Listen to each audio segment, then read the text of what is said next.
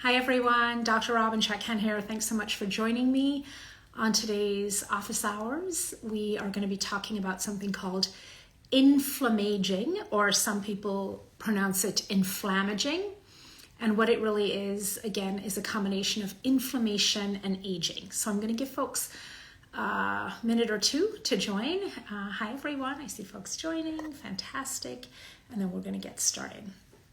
We haven't been posting these on our YouTube channel or on the website because I have just been short-staffed. But I have somebody fantastic who's just started this week who's helping me. So we'll get all of those up. I don't think we've posted anything since the antibiotics one back in, maybe end of September. So we'll get all of October and November up. I do try and post a replay on Instagram, so you can check them out there. Okay, so we have a quorum, so we're going to get started. So again, I'm Dr. Robin Chatkan. We're going to be doing a live office hours. Just a quick reminder that the purpose of the office hours is medical education, not medical advice or medical care. So whatever I talk to you about today, I want you to make sure to check with your healthcare practitioner, okay? Today we're talking about a really interesting topic called Inflammaging or Inflammaging, depending on how you prefer to pronounce it. But it's really this combination of inflammation and aging. And here's the thing, we have come to accept that chronic diseases and chronic inflammation are just a natural part of aging. And I'm here to tell you they're not. But the statistics are a little bit depressing. So in the United States, somewhere around 80% of people over 65 have at least one chronic disease, things like diabetes or an autoimmune disease, etc. And 50% of the population over 65 has 2 or more chronic conditions. And here's the thing, these chronic conditions produce something called metaflammation. We have inflammation, we have inflammaging, and we have metaflammation. I'm going to hit you with some new terms today, but metaflammation refers to the metabolic inflammation that we see with chronic diseases like diabetes. And diabetes is increasingly common. How does something like diabetes cause this metabolic inflammation? Primarily a result of nutrient excess or overnutrition. So we are eating too much of food in general, but more typically we're eating too much of the wrong kind of food. We're eating ultra-processed foods. You heard me talk about that the other day. We're eating foods that are high in refined sugar, high in fat, etc. And they're producing this sort of nutrient excess. And that excess is producing cellular damage. Now, the other thing I want to talk to you about is another term that may be new for some people called autophagy. It's spelled A-U-T-O, auto, which, although you might think auto is car, auto means self, and derived from phagia, which means eating. So autophagy, as it's pronounced, or autophagy, as it's spelled, refers to a process where cells are sort of eating themselves. And what they're really doing is they're cleaning out the cellular debris and the junk. So it's like spring cleaning for your cells. And autophagy is a really important process for cells to stay healthy, to remove the debris that develops. Sometimes that debris is a result of infection with a virus or bacteria. So it's a way for the cells to sort of renew themselves and discard and literally digest parts of the cell that are not functioning well anymore, so that the cell can emerge sort of refreshed and renewed and ready to function well. Autophagy naturally declines as we age. And that's why we see, for example, more things like cancer, because autophagy is an important process for recycling, removing cellular debris that can lead to things like cancer. Okay, so we have a natural decrease in autophagy as we age, and that is part of what leads to inflammation. But I want to, before we put it all together, I really want to get into the difference between acute inflammation and chronic inflammation. And it's very much like stress. Just like acute stress can be good and helpful, but chronic stress can be harmful. So same thing. So let's actually start with stress and how that works. So acute stress, for example, if a snake were to slither into this room where I'm doing this, into my office at home, I would be very afraid, and a few things would happen as a result of that stress response. My respiratory rate would go up, my blood pressure would go up, my heart rate would go up, all the little hairs on my body would stand on end, I'd start to sweat, and all of this is my fight or flight response. Adrenaline would be surging through the different veins in my body, and all of this designed to get me out of harm's way, to remove me from the snake so that I don't get bitten or whatever the snake was going to do to me. Probably nothing, but you get the drift. So that kind of acute stress, fight or flight, the goal is to remove you from the threat at hand. The problem is we are having many of these fight or flight moments throughout the day. You know, we're looking at our phones and our to-do list that's not done.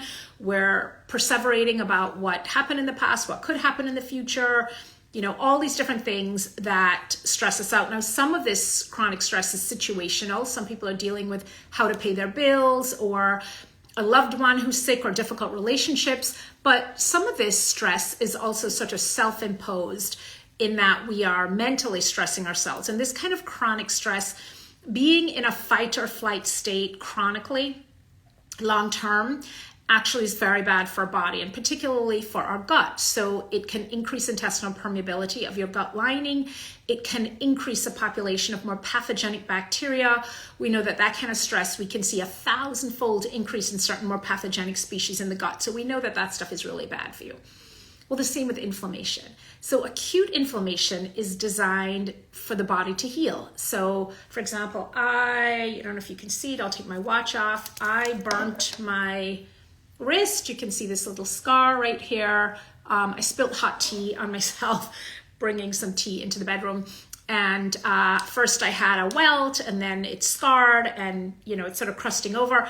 That's acute inflammation. That's designed to heal the area. The first thing, that scar is designed to protect the vulnerable skin underneath, because the burn burnt the dermal layer. And so while things are healing and all the different cytokines are doing their thing, a scar develops to protect the skin, to harden it and protect it so it can heal underneath. And then eventually that scar will flake off and I will have new and hopefully healed skin underneath, right? Or if you have a viral infection, for example, and muscle aches, which are part of the inflammatory process, that is actually your body pulling protein out of your muscle to help heal in that acute infectious process. So that's an example of, you know, acute inflammation that is part of the body's healing process, and that's important. If when I had this burn, when I spilled the tea, that didn't happen, it would mean that this probably wouldn't heal, right? You need that inflammatory process to recruit the different T cells, etc., to start with the healing.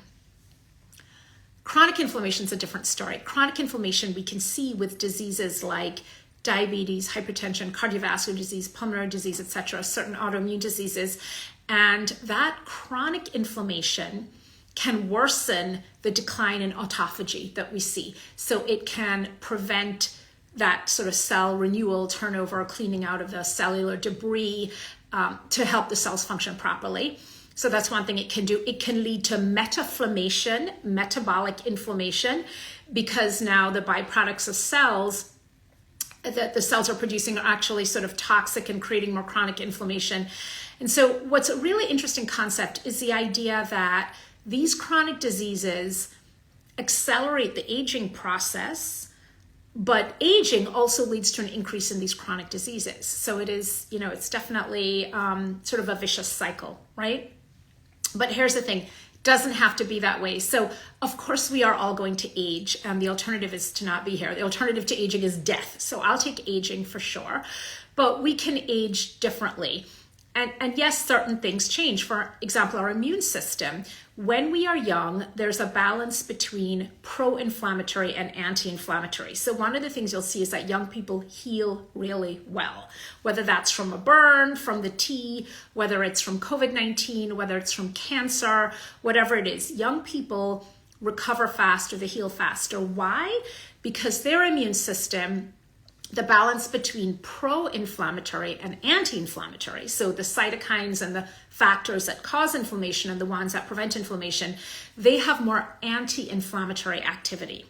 Okay, so they're going to have acute inflammation that helps to heal and recover faster.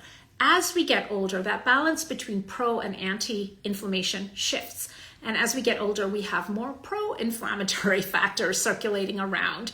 And that's why many of these diseases, like hypertension, cardiovascular disease, etc., are more common as we get older, right? It's pretty unusual to see a 14-year-old with hypertension or even with type 2 diabetes. But as we get older, these things are more common. And again, a lot of that has to do with the balance between pro and anti-inflammatory effect and this autophagy that I talked about. So how can we age better? How can we age in a way where we're not developing chronic diseases, which themselves are going to accelerate the aging process and slow down autophagy? Well, this shouldn't come as a surprise that there's not a pill for this, right?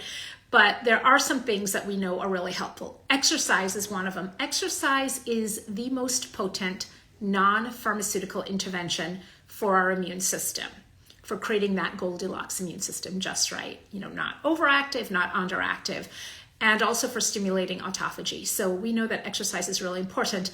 And clearly, you can't go from not exercising at all to running a marathon, or at least I wouldn't recommend it.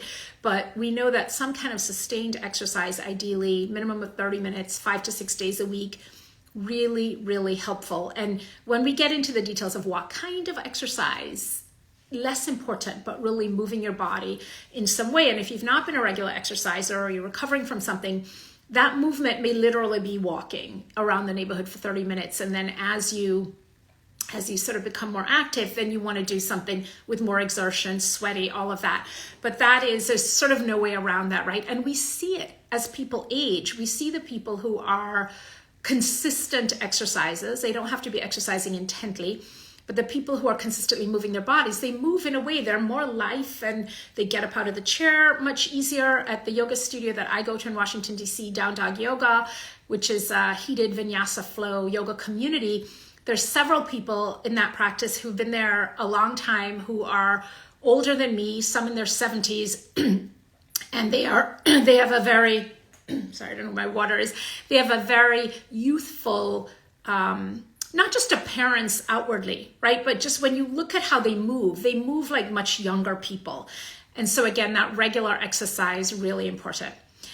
Interestingly, another thing that seems to promote autophagy is fasting, and more prolonged fasting. So it's important to note that a lot of this data is taken from mouse studies, and we are not mice. We're not even just large mice. Our physiology, we're hormonally, physiologically, anatomically, etc., different from mice.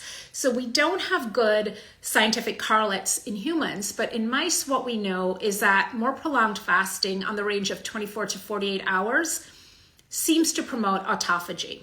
Okay, and so again, I'm not suggesting that you necessarily start doing that, but if intermittent fasting is something that's in your playbook and something you're interested in, and most importantly, something that you feel good when you do, for many, many years, I fasted twice a week for 24 hours, dinner Sunday night to dinner Monday night, dinner Wednesday night to dinner Thursday night. The pandemic kind of just threw a whole spanner in that works and messed it up, but for several years I've been doing that, and I really enjoyed it for a number of reasons. Physically, I had more energy. Those Mondays and Thursdays were my busiest days in the office and at the hospital, and I found that I had a lot of energy. I wasn't using energy up to digest food. I had a lot of clarity and stamina.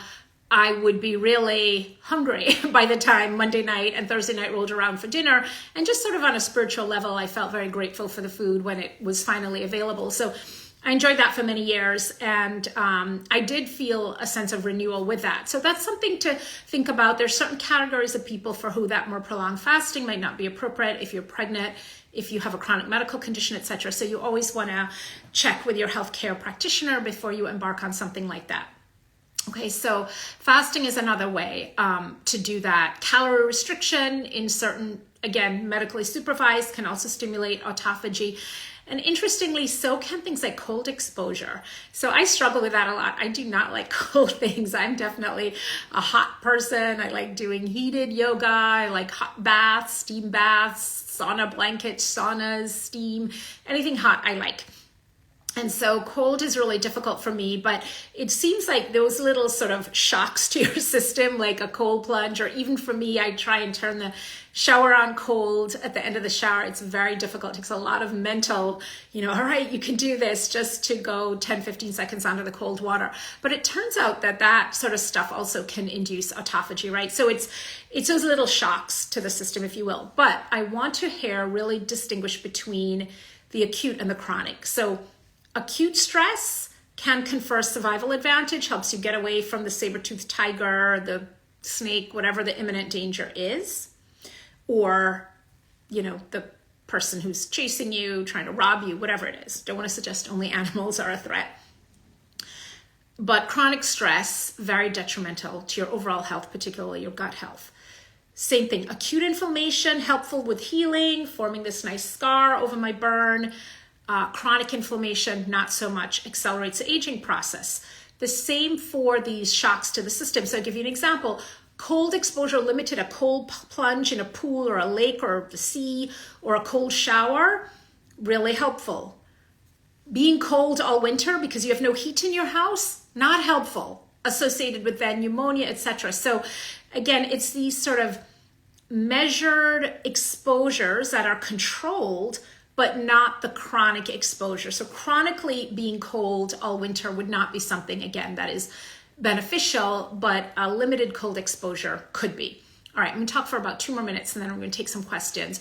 So again, this combination of inflammation and aging, and often you really see it in the skin, right? You can see it in sort of how people move in their body, but the skin, especially the facial skin, because that's the first thing you see when you look at somebody, can really show that. So for example, you see people who are long-term smokers, who've been smoking a pack of cigarettes or more since they were young and they're older, and their skin has really aged because they've essentially been exposing their skin to smoke the whole time. And I can tell you, when you look at their lungs, often on a post-mortem, an autopsy, the lungs also look very old.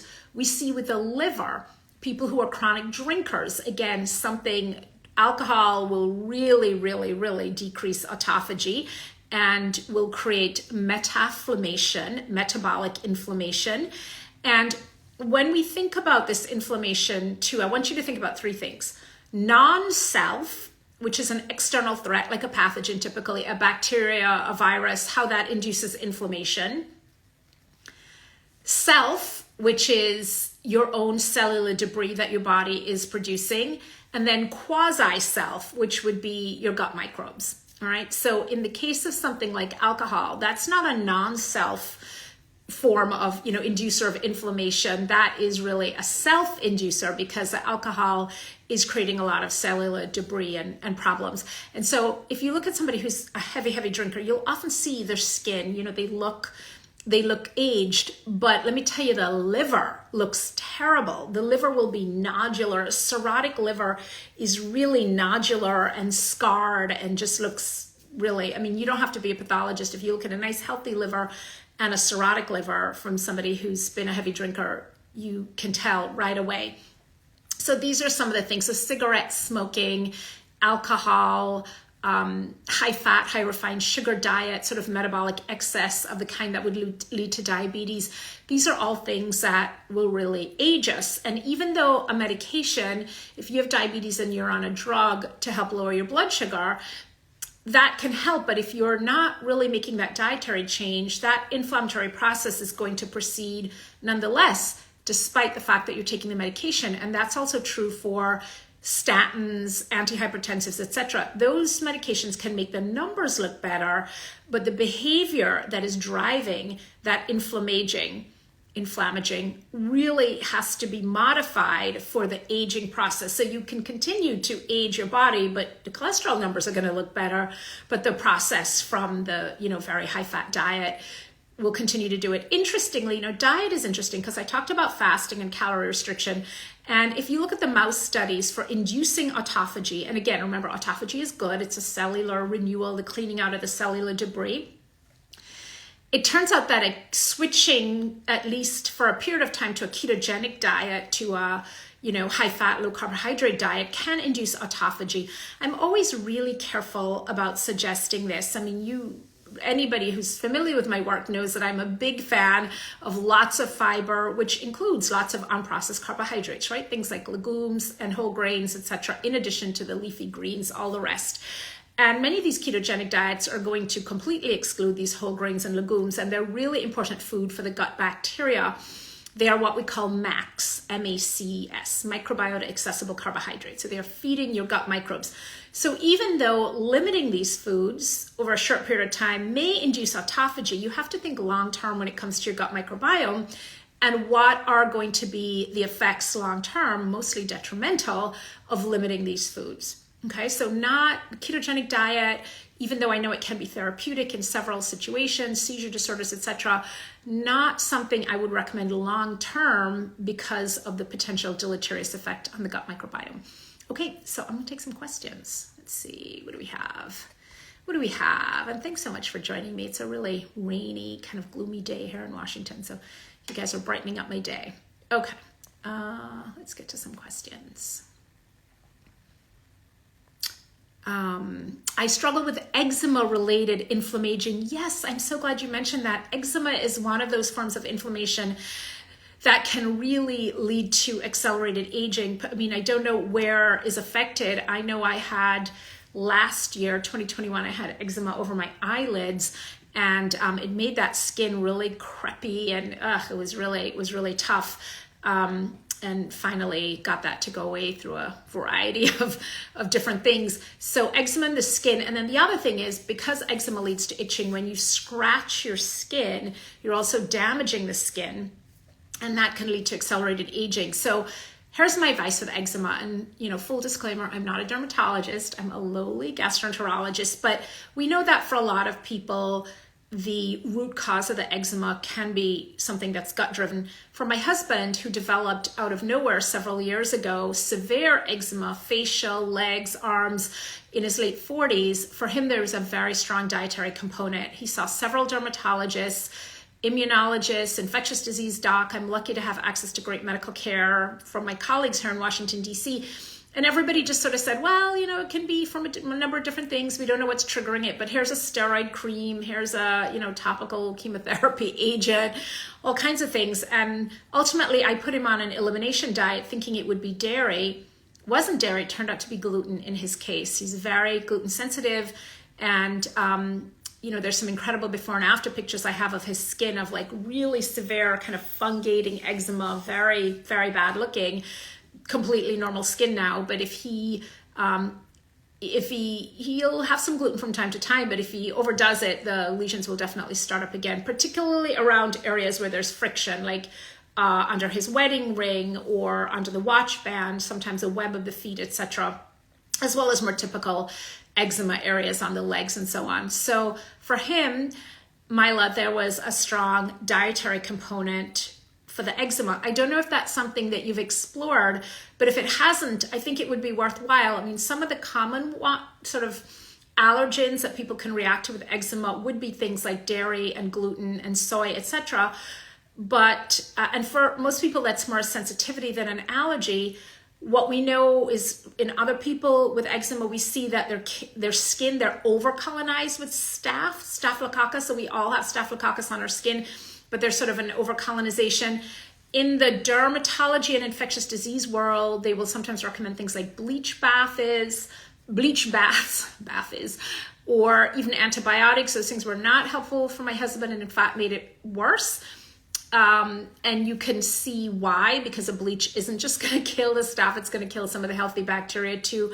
So one of the things to think about is how can you return that healthy population, that healthy ecosystem of microbes on your skin. Now, that may not be the only thing you need to do for the eczema, right? But it may help. And part of restoring that healthy ecosystem of microbes on the skin can involve less washing, less cleansing, like allowing those microbes are really, really fragile, allowing the skin microbial community to flourish by, less cleansing. So that's one thing to think about. So two things I want you to think about is think about doing an elimination diet to see if there is a dietary trigger, or not necessarily even trigger, but something that aggravates the eczema from a dietary point of view. And because the testing, like blood testing or skin testing, really typically not helpful. It's really taking things out of your diet and then slowly reintroducing to see. And the second thing is, less washing, cleansing, even moisturizing, just letting the skin be, okay? But I hear you on that one, and I'm sorry you're struggling with that. Sarah from Denmark, hello. Oh, thank you so much for ordering my book, The Antiviral Gut, Tackling Pathogens from the Inside Out. I've still been doing, the book has been out about a month, and I've been doing still a fair amount of podcasts and things, Fred. I'm doing a show in a little bit, in an hour or two later today, with the real chef AJ, who I love. I've been on her show before to talk about the book. And, you know, I read these parts from the book and I'm like, oh, I wrote that. That's actually pretty good. But it does feel now, as we're dealing with this sort of tridemic, people are dealing with RSV and influenza and COVID. My own daughter had a bout of influenza earlier this year. Really thinking about, you know, it's not about exposure necessarily. Exposure is somewhat inevitable if you live in the real world, but it's how can you leave that exposure either mildly sick or complete recovery, and how can you avoid these sort of, you know, extreme outcomes, being hospitalized, being on a ventilator, or dealing with long-term symptoms, right? That's really the name of the game. So thank you, Sarah, for getting the book. Okay, what else do we have? Let's see. Okay. Oh, thank you. The Herb and Pharmacy says I explained things so well and I appreciate it. Oh, thank you. Really, really love that. Okay, so from True Blue, my GI put me on Linzess, but I think it's endometriosis on the GI tract. He won't check. Wow. I would probably put my nickel down on you. So for those who may not know, Linzess is a prescription medication for constipation. Don't love it, almost never prescribe it. I think I probably prescribed it once or twice when it first came out. I've not prescribed it in several years. Here's why. It has a lot of side effects. It can cause nausea, particularly in younger people. And for the vast majority of people, constipation is not really a new medical diagnosis. Constipation, you know, if we roll up our sleeves and get to work, we can usually figure out that either, you know, are you not hydrated enough? Is there not enough fiber? Do you have a voluptuous venous colon, particularly in women with a lot of twists and turns and the food is getting stuck? Is it a hormonal issue, an underactive thyroid? Is it perimenopause or menopause? Is it the medicine cabinet? Is there a supplement you're taking with iron or calcium in it? Is it a drug interaction? Is it, you know, there's so many different things. And I'm so glad, True Blue, that you mentioned endometriosis, because it is a very, very, very underdiagnosed condition. And so endometriosis refers to endometrial tissue. When we say endometrium, we're referring to the uterus. So it refers to this uterine tissue that is floating around in the abdominal and pelvic cavity, and it sometimes attaches to the bowel wall. And it can be a common cause of abdominal pain, of constipation, of change in bowel habits, sometimes bleeding. Often with endometriosis, not always, but often there is cyclical variation with the menstrual cycle. So you're having worse constipation, worse pain, worse symptoms, bloating, etc. during your menstrual cycle. Very underdiagnosed. So I think that's a very worthwhile thought. And maybe if your gastroenterologist is not willing to think about that, you should get an OBGYN evaluation. But here's what I want to tell you. As gastroenterologists, endometriosis is not something we can really diagnose with our scope. When we do colonoscopy, we're looking at the inside of the colon. The endometrial implants are on the outside of the colon. So the only way your gastroenterologist can see the endometrial implants, if he or she were to perforate your colon and get into the outside and then look, which would be a disaster, right? So the way we will typically, it could still be on the radar, but you really don't need your gastroenterologist here for the endometriosis diagnosis. What you need to do is talk to your OBGYN, and they would typically start with a less invasive diagnostic test, like a pelvic exam. First of all, they may move up to transvaginal ultrasound, which is an ultrasound of the abdomen with an internal vaginal probe looking from the inside to get a deeper look. And then the next step may be a CAT scan of the abdomen and pelvis. And if that still doesn't show it, because sometimes the endometrial implants, they're like cobwebs over the bowel, then it may be something called a laparoscopy, which is a pretty invasive procedure where they put the scope into the abdomen, not the colon, into the abdomen around the colon, and they look around with this camera and scope, and they can see the endometrial implants, and they can remove it. They can scrape it off the bowel and surgically remove it. So the cool thing about a laparoscopy in this setting, even though it is an invasive procedure, it is surgery, it is both diagnostic and therapeutic because they can treat the endometriosis. So I want you to make sure that you follow up with your OBGYN and you raise the issue of endometriosis, okay? It wouldn't be the first time in my experience that a very smart, well-informed patient knew something the doctor didn't know. Okay, come back and let me know how that works out. Alrighty, what else do we have? I love these names. Beautiful Curves. Oh yeah, Beautiful Curves. You can't do the cold either. Oh, we went to, right before pandemic, I don't know if you guys have this, but like the whole sort of 2018 to 2021 is sort of a blur, right? And I think I call it PP, pre-pandemic. So sometimes I can't remember, like, did I do that in 2019 or 2018? But somewhere in the year or two before pandemic, my husband and I went to this place in New York called Airy Ancient Baths, which was wonderful. It's AERIE. I think it's a Spanish company.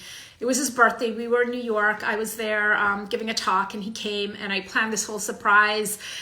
His birthday in May, we went on a run early in the morning. I had a little backpack. I packed his swim trunks in there, unbeknownst to him. I smuggled them from DC to New York. And I told him, we got to be here at 7 in the morning because it was the only appointment we could get. So this place, Airy Ancient Baths, is down in the Village. It's this big old brick building, so probably some sort of warehouse building. And you sort of go down inside and they have all these different baths. They have this first salt pool with a lot of salt. It's very buoyant, like the Red Sea. And then they have, different pools at different temperatures. They have, of course, you couldn't get me out of the really hot one, but there's a cold plunge pool too. And you go down a ladder into it. And let me tell you, I lasted like 3 seconds in that thing. I went straight from the cold plunge into the heated sauna, which I'm sure you're not supposed to do. I know it's good for my telomeres and for my cellular debris, but I don't know, you can take the girl out of Jamaica, maybe you can't take the Jamaican out of the girl. Okay, Sleep Shield blog says she loves cold water immersion. Here's the thing though, I know it's good for me after, I can tell. Okay, so what else do we have? What food or supplements can help decrease inflammation? Southern Mother, that is such a good question. So let's start with the food. It's really the same food that's really good for the microbiome, right? So it is typically green leafy vegetables, legumes, things like that. But I would dare say, anything that sort of comes out of the ground. The problem is the bioengineered food ingredients we're seeing in a lot of the foods are a problem because again, these things are not really food. They're food derived and they're ultra processed and they have other non-nutritive ingredients that are harmful to our gut.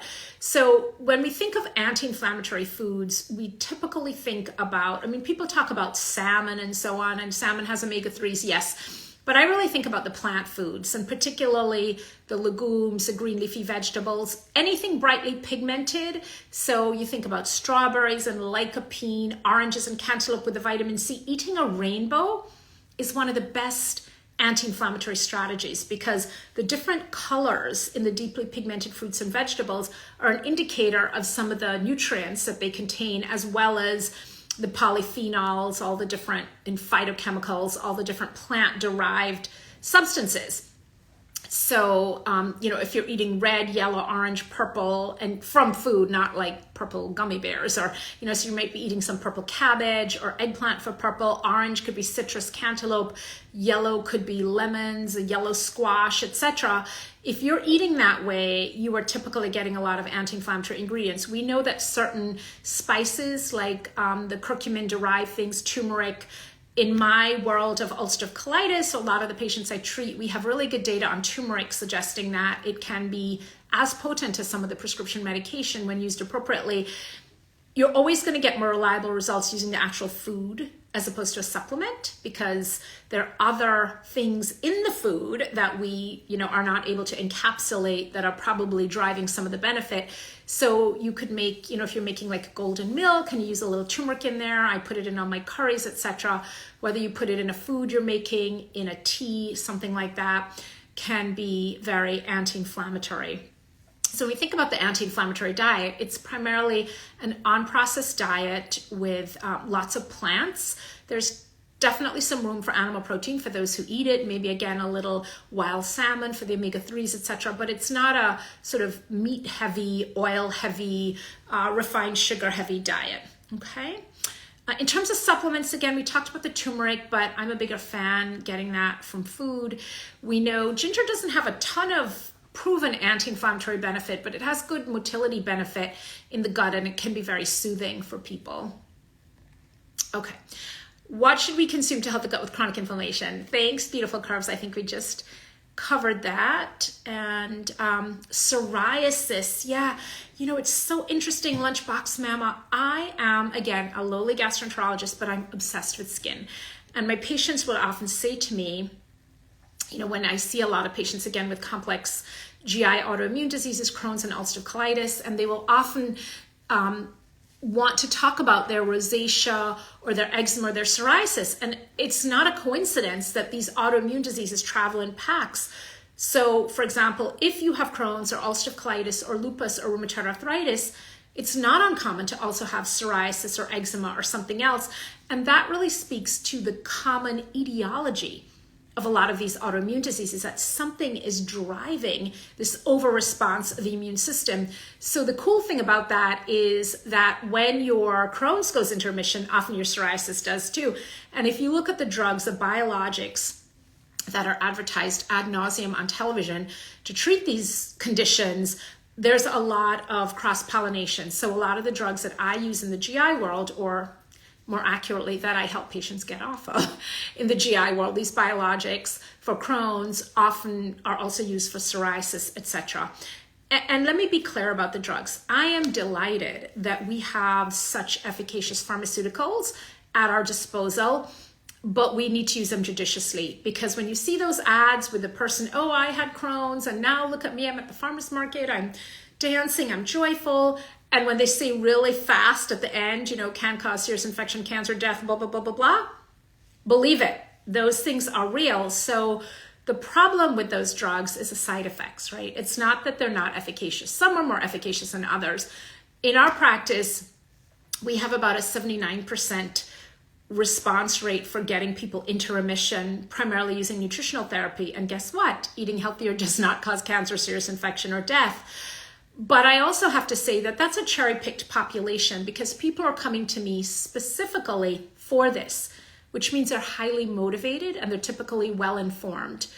And often they are well-healed, often healed as in HEELED, in the sense that they can afford to eat a certain way, etc. Right? So that's kind of a cherry-picked population of somebody who already is highly motivated and wants this kind of therapy. But again, that's almost double the remission rate that we see with these drugs, with none of the side effects and with lots of other benefits. Like if you eat this way, you live this way, you know, so it's not just a diet, it's sleep, it's stress, it's exercise, all of these things. You're less likely to get chronic diseases. Your autophagy is going to be better. Your aging, inflammation, all of this stuff is going to be better. Okay. Any advice on how to wean from omeprazole? Been on almost a year now, dysbiosis and SIBO. So here's the thing. Omeprazole, which is a proton pump inhibitor, an acid blocker, is just as strongly associated with dysbiosis and SIBO as antibiotics. So I want you to go to either one of the websites. You can go to robynchutkan.com, ROBYNNECHUTKAN.com. And I want you to look at the past office hours, or 2 or 3 of them. Anything you see with stomach acid or reflux, I want you to watch. Then I want you to go to Gut Guides on the website, so Gut Guides, and I want you to read the section on reflux. And then I want you to go to the blog, right? So those would be the 3 areas on the website: the archived office hours, the Gut Guides, and the blog, all free. You don't have to sign up, you don't have to buy anything. I just want to provide you the information. And I want you to look through those, and you will find in there my proton pump inhibitor taper. So I want to applaud you, double thumbs up for wanting to get off those medications. Make sure and check with your doctor too, and make sure they know that that's what's going on. Okay. All right. So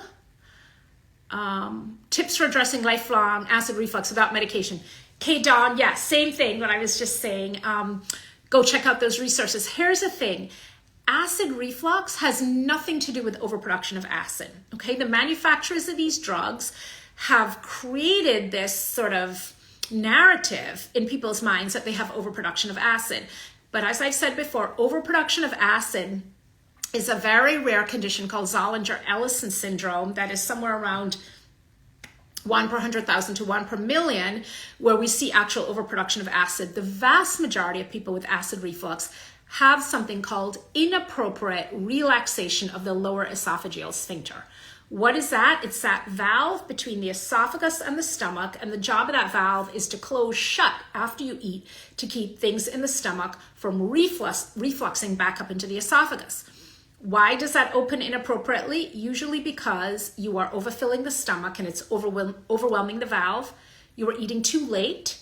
The stomach contractility shuts down once the sun sets. That's around 5 o'clock these days. And if you're eating, a significant size meal after 5 o'clock, the stomach isn't moving and there's more opportunity for that valve to open. You're eating a high fat meal, slows down stomach contractility.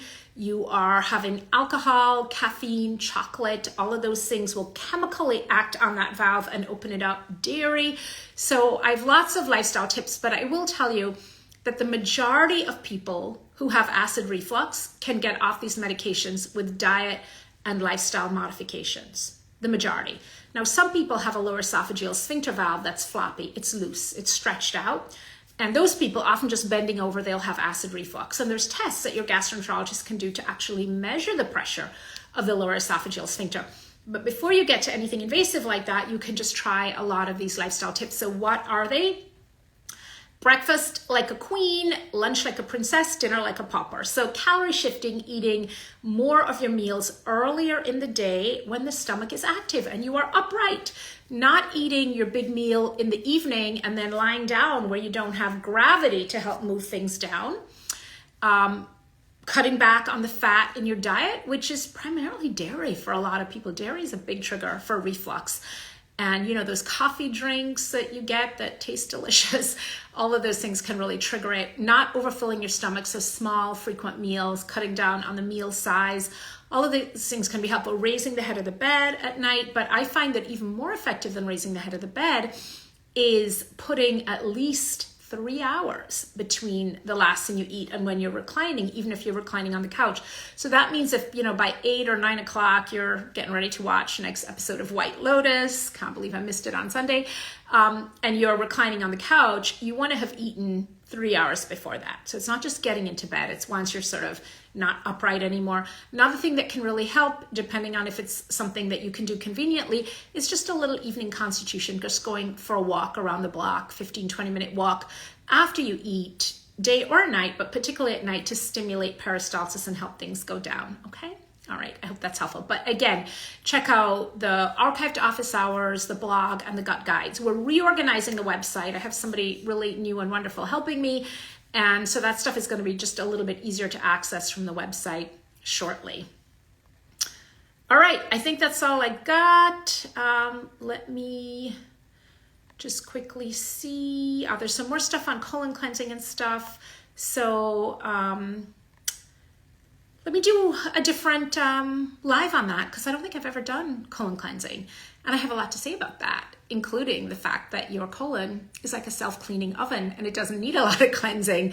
But of course, depending on what you're putting into it, there could be more or less debris, and what kind of debris is good and what kind of debris is not so good. So we'll do one on that. Maybe we'll do that next week. Okay, thank you so much for joining me. I hope you guys have a wonderful day, wonderful rest of the week. And if I could please just make a little plug for my book, The Antiviral Gut, Tackling Pathogens from the Inside Out. Another plea, if you have read it and you like it, I would be eternally grateful if you would leave me a little review and or rating on Amazon. Those make a huge difference. Could be a one-liner. If you want to write a whole essay, that's wonderful too.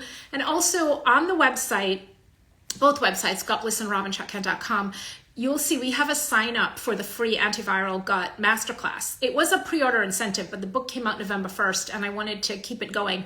This masterclass is going to be fantastic. Every week I have been doing interviews with the medical experts. So yesterday I did this incredible woman named Dr. Gail Balba. She's an infectious disease expert at Georgetown, knows everything about COVID, Mpox, HIV, everything.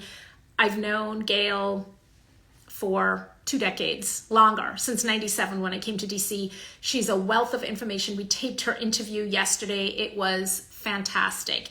She talked about things like how climate change can lead to increasing pandemics, etc., as well as practical advice for what to do if you have a viral infection, how to distinguish between viral and bacterial. Amazing. Today, in about 2 hours, I'm taping Dr. Winnie Hahn, who's a radiologist. She's going to be talking about what are some of the radiologic manifestations of these viral illnesses, when do you need an x-ray versus a CAT scan, etc. I did Dr. Angus Worthing a couple days ago, last Friday. He's a rheumatologist.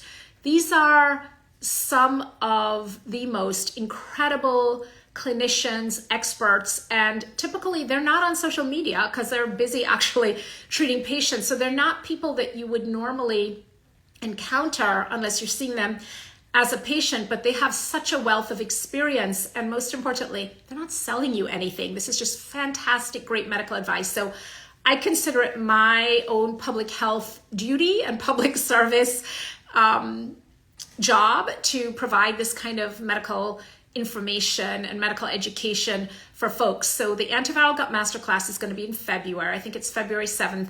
Now, when you go to the website, it will say you have to upload proof of purchase. Just take a picture of the book. I promise you, in the Woo box, we're not checking. Like, again, it would be if you actually have bought the book, please upload the receipt. But let's say you bought the book and you don't have the receipt, or let's say you didn't buy the book and you want to attend the masterclass anyway. I really want you to come. I want you to benefit from this. So just take a picture of the book from somewhere on the Amazon website and upload it, and you'll be able to do the registration. My publishers at Penguin Random House are going to kill me for saying that, but the truth is, it's very important to me that I make this information available to as many people as possible.